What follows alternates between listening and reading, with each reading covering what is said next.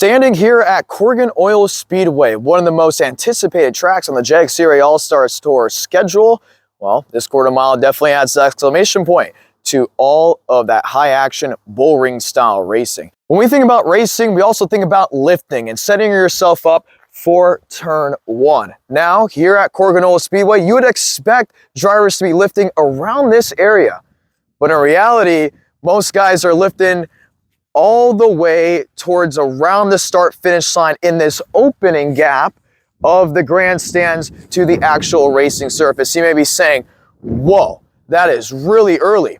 And you're right. It's so important to figure out and get your targets for entry so you can rotate through the center.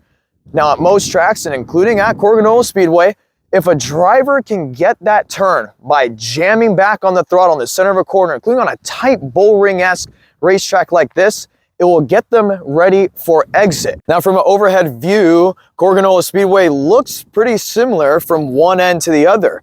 But in reality, you can just see how much room you have after a great pivot through the center of 1 and 2 to your car being able to float all the way up against this outside wall. A lot of room, a lot of opportunities to get that drive off exit and set yourself up for turn 3. Now, with this being a quarter-mile track, you don't have a lot of time to think. Once you come off exit, you already have to be thinking about to set yourself up down on the rumble strips. Now, it is very rough down here. As you can see, with all the tire marks, most drivers come to nearly a complete stop just to set themselves up for this corner. You may be saying, well, why is that? You have to make sure you rotate. You have to make sure you get that drive down off.